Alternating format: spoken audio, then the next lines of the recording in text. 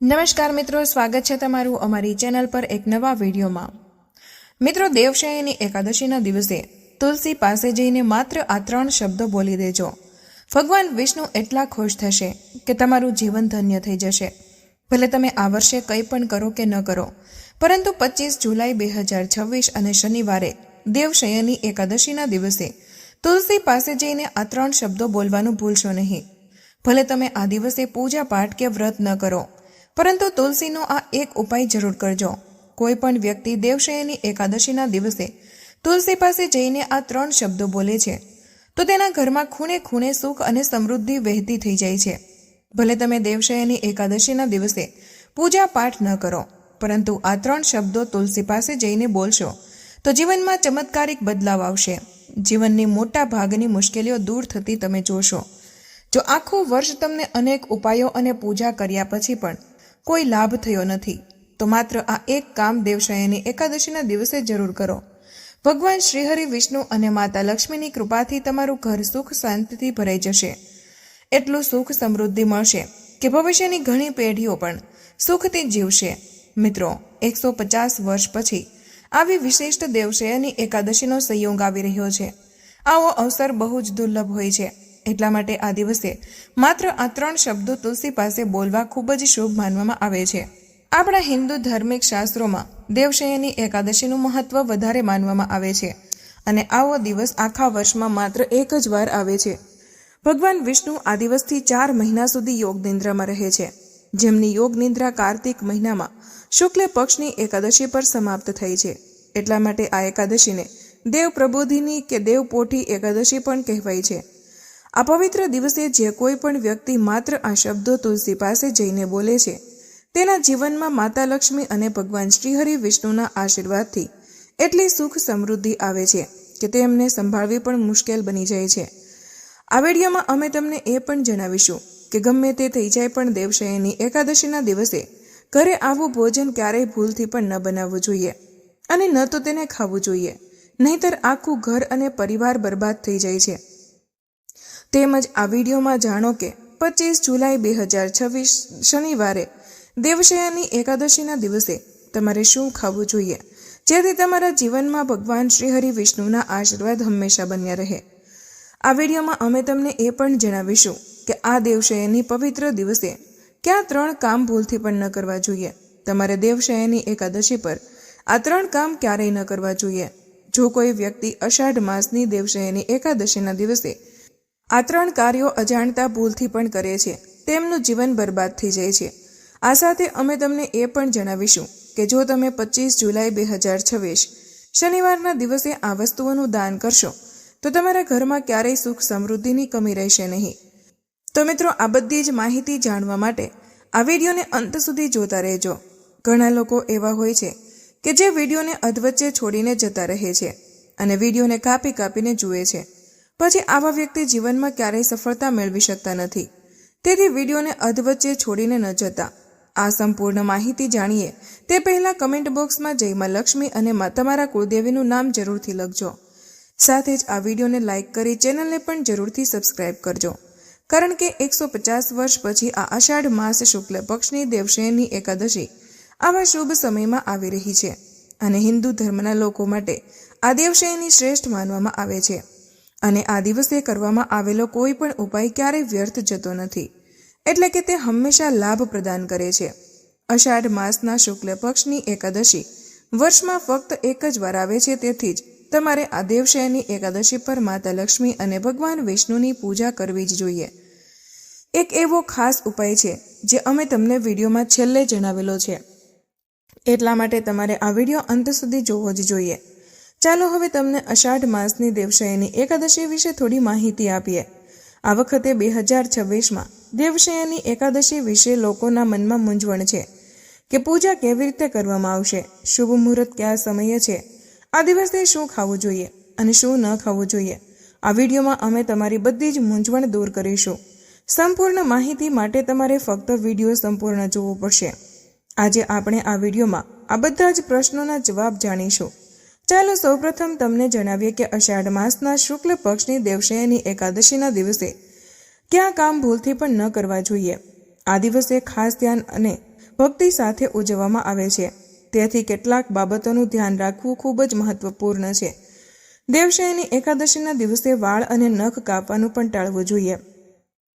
આ દિવસ પવિત્રતા અને ભક્તિનો છે અને આ દિવસે શરીરના કોઈ પણ ભાગને કાપવાથી આ પવિત્રતા તૂટી શકે છે. દેવશયની એકાદશીના દિવસે તુલસીના છોડની પૂજા કરવાનું વિશેષ મહત્વ છે, પરંતુ તુલસીના પાંદ આ દિવસે ભૂલથી પણ ન તોડવા જોઈએ. જો તમે ભગવાન શ્રી હરિ વિષ્ણુને તુલસીના પાંદ ચડાવવા માંગતા હોય તો એક દિવસ પહેલા તુલસીના પાંદ તોડીને ભગવાન વિષ્ણુને અર્પણ કરી શકો છો. સૌથી મહત્વની વાત એ છે કે આ પવિત્ર દિવસે તમે તુલસી પાસે માત્ર આ 3 શબ્દો બોલો છો તો તમારી જન્મોની ગરીબી હંમેશા માટે દૂર થઈ જાય છે. અને આ 3 શબ્દો વિડીયોના અંતમાં સંપૂર્ણ જણાવ્યા છે. સાથે જ મિત્રો, દેવશયની એકાદશીના દિવસે ચોખા ખાવાનું સંપૂર્ણપણે પ્રતિબંધિત માનવામાં આવે છે. ધાર્મિક માન્યતાઓ અનુસાર ચોખા ભગવાન વિષ્ણુના રોમમાંથી ઉત્પન્ન થયેલા હોવાનું માનવામાં આવે છે. તેથી આ દિવસે ભાત ન ખાવા જોઈએ. દેવશયની એકાદશીના દિવસે સવારે મોડે સુધી સૂવું ટાળવું જોઈએ. આ દિવસનું મહત્વ શારીરિક અને માનસિક રીતે સજાગ રહેવાનું છે. તેથી આ દિવસે વહેલા ઉઠીને ભગવાન શ્રી કૃષ્ણની પૂજા અને ભગવાનનું ધ્યાન કરવું જોઈએ અને તમારી ભક્તિને મજબૂત બનાવવી જોઈએ. ધાર્મિક માન્યતાઓ અનુસાર દેવશયની એકાદશીના દિવસે કોઈની સાથે લડાઈ કે ઝઘડો ન કરવો જોઈએ. આ દિવસ શાંતિ અને સુમેળનો છે અને તેને શાંતિપૂર્ણ રીતે ઉજવવો ખૂબ જ મહત્વપૂર્ણ છે. ચાલો હવે જાણીએ કે અષાઢ માસના શુક્લ પક્ષની દેવશયની એકાદશીના દિવસે કઈ વસ્તુઓ ખાવી જોઈએ. આ દિવસે ઉપવાસ કરનાર વ્યક્તિએ પણ શિંગોડાનો લોટ, બટાકા, શક્કરિયા, સાબુદાણા, નાળિયેર, દૂધની બનાવટો, ફળો અને ગોળનું સેવન કરવું જોઈએ. આ વસ્તુઓ ઉપવાસ દરમિયાન કોઈ અવરોધ ઉત્પન્ન કરતી નથી. તે સાત્વિક છે. માંસાહારી ખોરાક સંપૂર્ણપણે ટાળવો જોઈએ કારણ કે તે ઉપવાસના હેતુ સાથે મેળ ખાતો નથી. આ દેવશયની એકાદશીના દિવસે શ્રેષ્ઠ વિકલ્પ ફળહાર છે, જેમાં કેળા, ખારેક, દાડમ, નારંગી, પપૈયા વગેરે જેવા તાજા ફળો ખાઈ શકાય છે. આ ફળો વિટામિન અને પોષક તત્વોથી ભરપૂર હોય છે અને શરીરને તાજગી પ્રદાન કરે છે. આ ઉપરાંત જો તમને વધુ ઉર્જાની જરૂર લાગે છે તો તમે સાબુદાણાની ખીચડી, સાબુદાણાના વડા અથવા તો તેની ટિક્કી પણ બનાવી શકો છો અને તે ખાઈ શકો છો. સાબુદાણા પચવામાં હલકા હોય છે અને શરીરને જરૂરી ઉર્જા પૂરી પાડે છે, જે ઉપવાસ દરમિયાન મદદરૂપ થાય છે. આ સાથે રાજગરાનો લોટ પણ સારો વિકલ્પ છે. આ દિવસે ફક્ત શુદ્ધ અને સાત્વિક ખોરાક જ બનાવવો જોઈએ અને ડુંગળી લસણથી દૂર રહેવું જોઈએ. આ તામસી ગુણોથી ભરપૂર હોય છે જે ઉપવાસના હેતુને અસર કરે છે. જો આ બધી જ બાબતોને ધ્યાનમાં રાખવી જોઈએ. એનાથી ભગવાન વિષ્ણુના આશીર્વાદ મળશે અને જીવનમાં સુખ, શાંતિ અને સમૃદ્ધિ આવશે. મિત્રો, વિડીયોમાં આગળ વધતા પહેલા હજુ સુધી તમે કમેન્ટ બોક્સમાં જય શ્રી કૃષ્ણ લખ્યું ન હોય તો કૃપા કરીને લખી દેજો. સાથે જ આ વિડીયોને લાઇક કરજો અને ચેનલને પણ જરૂરથી સબસ્ક્રાઇબ કરજો. કમેન્ટ બોક્સમાં તમારી રાશિ પણ અમને જણાવજો કારણ કે અમે રાશિ ચક્ર સાથે સંબંધિત ભાગ્ય પણ જણાવીએ છીએ. ચાલો હવે જાણીએ કે અષાઢ માસના શુક્લ પક્ષની દેવશયની એકાદશીના દિવસે કઈ કઈ વસ્તુનું સેવન ભૂલથી પણ ન કરવું જોઈએ. દેવશયની એકાદશીનો દિવસ ખૂબ જ પવિત્ર માનવામાં આવે છે. આ દિવસે કેટલીક વસ્તુઓ ખાવાની ટાળવી જોઈએ જેથી તમારી ભક્તિ સંપૂર્ણપણે શુદ્ધ રહે. તો ચાલો જાણીએ કે દેવશયની એકાદશીના દિવસે આપણે કઈ વસ્તુ ન ખાવી જોઈએ. તેમાં સૌથી પહેલી વસ્તુ છે માંસાહારી ખોરાકનું સેવન. દેવશયની એકાદશી જેવા પવિત્ર દિવસે માંસાહારી ખોરાક ખાવાનું સંપૂર્ણ મનાય છે. આ દિવસે માંસાહારી ખોરાક, ઈંડા, માછલી, ચિકન કે કોઈ પણ પ્રકારનું માંસ ન ખાવું જોઈએ. તે શારીરિક શાંતિ, માનસિક શાંતિ અને આધ્યાત્મિક પ્રગતિ માટે હાનિકારક છે. માંસાહારી ખોરાક ખાવાથી તામસી ગુણોમાં વધારો થાય છે, જે આપણી માનસિક શાંતિ અને સંતુલનને ખલેલ પહોંચાડી શકે છે. દેવશયની એકાદશીના દિવસે ભગવાન શ્રી કૃષ્ણની અને માતા લક્ષ્મીજીની વિધિ વિધાનથી પૂજા કરવામાં આવે છે. એટલા માટે આ દિવસે ફક્ત સાત્વિક ખોરાક જ ખાવો જોઈએ, જે શુદ્ધતા અને ભક્તિનું પ્રતીક છે. બીજી વસ્તુ છે ખાટા ખોરાકથી દૂર રહેવું. દેવશયની એકાદશીના પવિત્ર દિવસે ખાટા ખોરાકનું સેવન કરવું પણ યોગ્ય માનવામાં આવતું નથી. કેરી, આંબલી, દહીં અને લીંબુ વગેરે જેવા ખાટા ફળો ખાવાનું ટાળવું જોઈએ. ખાટા ખોરાકથી તામસી ગુણો વધે છે, જે માનસિક સ્થિતિ પર નકારાત્મક અસર કરે છે અને વિક્ષેપ પેદા કરી શકે છે. ખાટો ખોરાક શરીરમાં નકારાત્મક ઉર્જાનો સંચય કરે છે, જે પૂજા અને ઉપવાસના હેતુને નષ્ટ કરી શકે છે. તેથી આ દિવસે ખાટા ખોરાકથી દૂર રહેવું જોઈએ. ત્રીજી વસ્તુ છે નશીલા પદાર્થો. દેવશયની એકાદશીના દિવસે કોઈ પણ પ્રકારના નશીલા પદાર્થોનું સેવન સંપૂર્ણપણે પ્રતિબંધિત છે. દારૂ, તમાકુ, ગુટકા વગેરે જેવા સેવન માનસિક અને શાંતિક સ્વાસ્થ્ય માટે હાનિકારક છે. આ પદાર્થો શરીરને અશુદ્ધિ કરે છે અને સાથે પૂજાના પવિત્ર હેતુને પણ પ્રભાવિત કરી શકે છે. આવા નશીલા પદાર્થોથી દૂર રહેવાથી તમારી ભક્તિ શુદ્ધ રહે છે, જેનાથી ભગવાન શ્રી કૃષ્ણના આશીર્વાદ પ્રાપ્ત થાય છે. તેથી આ દિવસે કોઈ પણ નશીલા પદાર્થોનું સેવન ન કરો. ખાંડ અને મીઠાઈઓનું સેવન. દેવશયની એકાદશીના દિવસે ખાંડ અને વધુ પડતી મીઠી વસ્તુઓથી દૂર રહેવું જોઈએ. વધુ પડતું ખાંડયુક્ત ભોજન રાજસ અને તામસ ગુણોમાં વધારો કરે છે, જે ઉપવાસના હેતુને પ્રાપ્ત કરવામાં અવરોધો ઊભા કરી શકે છે. જોકે કેળા, દાડમ, સફરજન, નાળિયેર વગેરે જેવા હળવા મીઠા ફળોનું સેવન કરી શકાય છે. મીઠા ફળો આહારને સંતુલિત કરે છે અને ભક્તિમાં કોઈ અવરોધ ઉત્પન્ન કરતા નથી.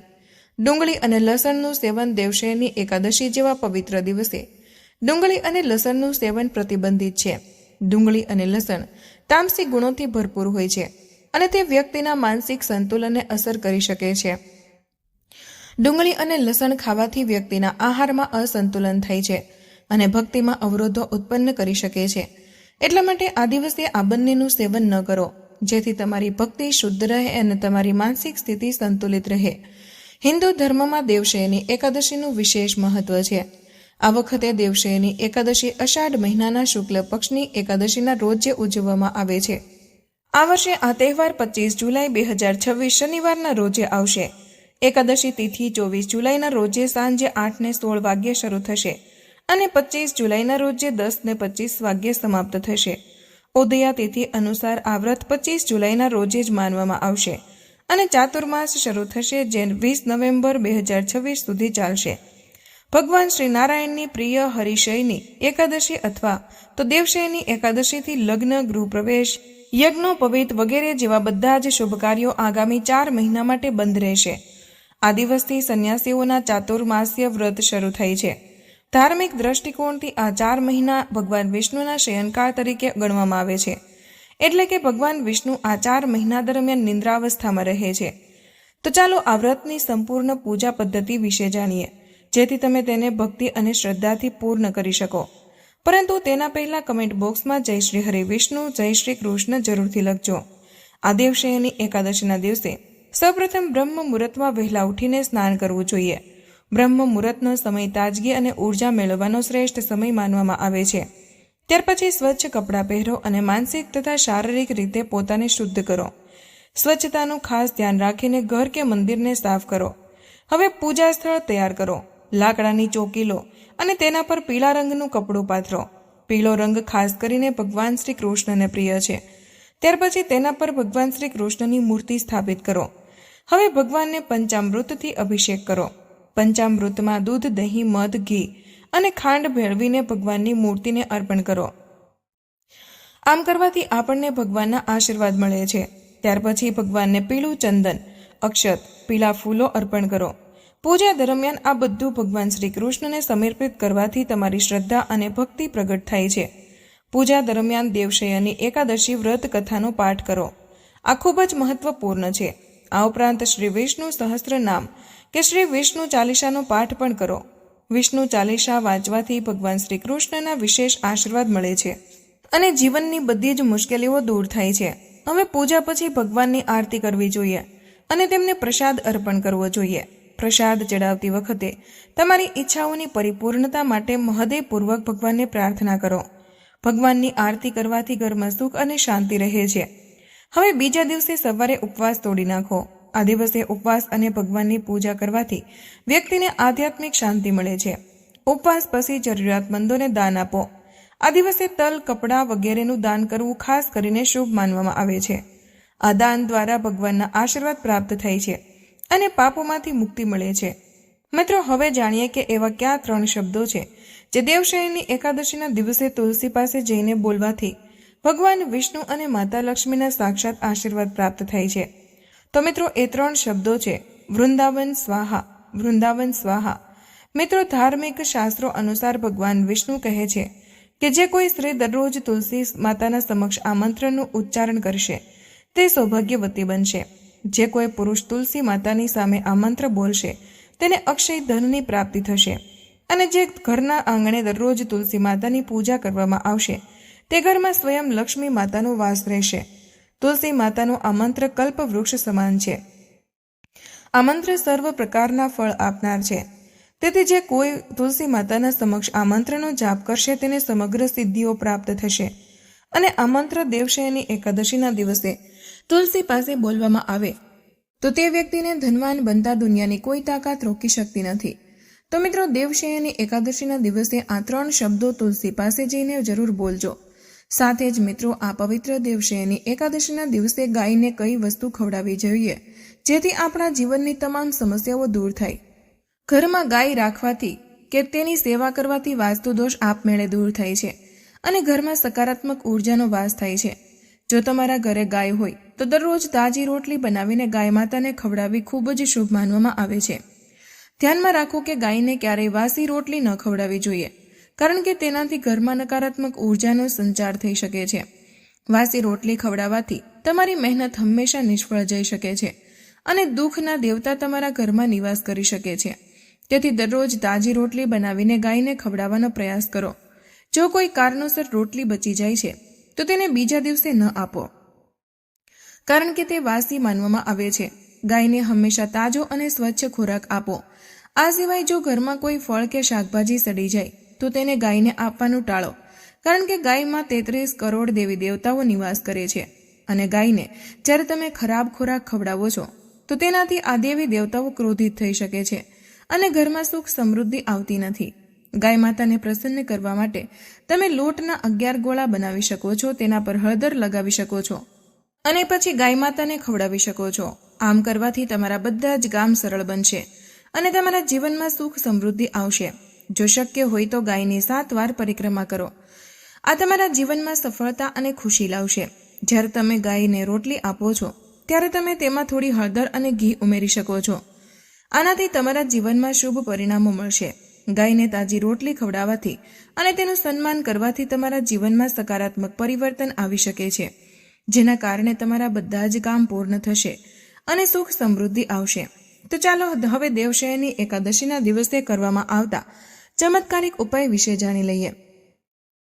ધાર્મિક માન્યતાઓ અનુસાર દેવશયની એકાદશીના દિવસે તુલસીની પૂજા કરવી જોઈએ. ભગવાન શ્રી કૃષ્ણને તુલસી અતિ પ્રિય છે. તુલસીમાં ભગવાન શ્રી કૃષ્ણના આશીર્વાદ સાથે માતા લક્ષ્મીનો પણ વાસ હોય છે. સવારે તુલસીની પૂજા કરવી અને સાંજે તુલસી માતા પાસે ઘીનો દીવો અચૂક કરવો જોઈએ.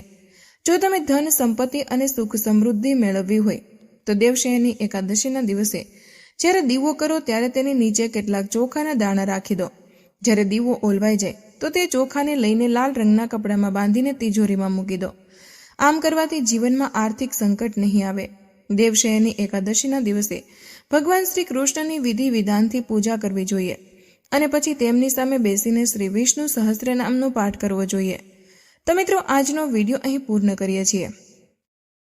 આજની આ માહિતી તમને કેવી લાગી અને આ વિડીયો કયા શહેરમાંથી સાંભળી રહ્યા છો તે કમેન્ટમાં જરૂર જણાવજો. માહિતી પસંદ આવી હોય તો વિડીયોને લાઇક કરી અને તમારા મિત્રો સાથે શેર કરજો. ચેનલ પર નવા હોય તો ચેનલને સબસ્ક્રાઇબ કરવાનું ભૂલશો નહીં. મળીએ એક નવા વિડીયોમાં. ત્યાં સુધી બધા જ મિત્રોને જય શ્રી કૃષ્ણ. ધન્યવાદ.